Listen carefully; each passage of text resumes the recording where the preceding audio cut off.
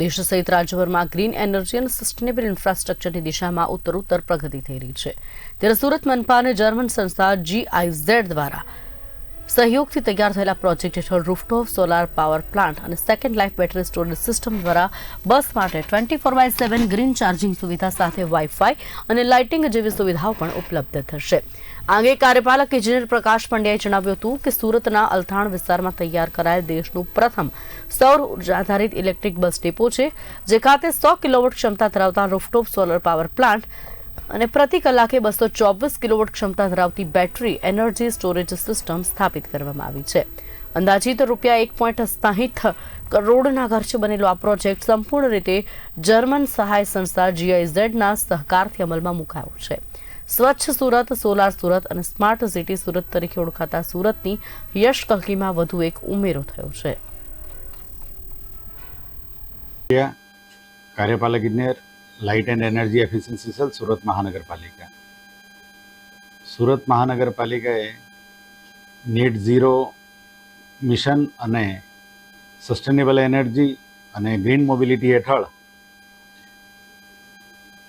Electric bus depot Althan ખાતે જે આવેલો છે તેમાં 100 કિલોવોટનો સોલર પ્લાન્ટ સ્થાપિત કરેલ છે।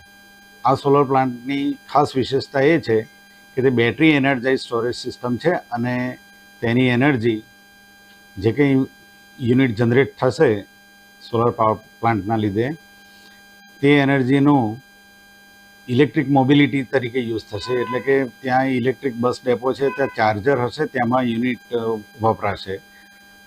હવે આપણે ગ્રીન મોબિલિટીમાં આ સુરત મહાનગરપાલિકા આગળ વધી રહેલી છે, તેનો આ પાયલોટ પ્રોજેક્ટ છે અને ભારતભરમાં આ પ્રથમ પ્રોજેક્ટ છે ગ્રીન મોબિલિટી માટે બેટરી એનર્જાઇઝ સ્ટોરેજ સિસ્ટમથી। આ બેટરી એનર્જાઇઝ સ્ટોરેજ સિસ્ટમમાં પણ બેટરી સેકન્ડ લાઈફ બેટરી વાપરવામાં આવે છે। એટલે એક વખત જે બેટરી આપણે વ્હીકલમાં વાપરવામાં આવે તે બેટરી જ્યારે ત્યાંથી એક્સપાયર થાય તે પછી એની એફિશિયન્સી ઘટે પછી એનો ઉપયોગ આપણે આમાં કરવામાં આવે છે અને એને રિફર્બિશ કરવામાં આવે છે। એટલે સેકન્ડ લાઈફ બેટરી છે, જેથી ભારતની ઇકોનોમી પણ વેગ મળે છે।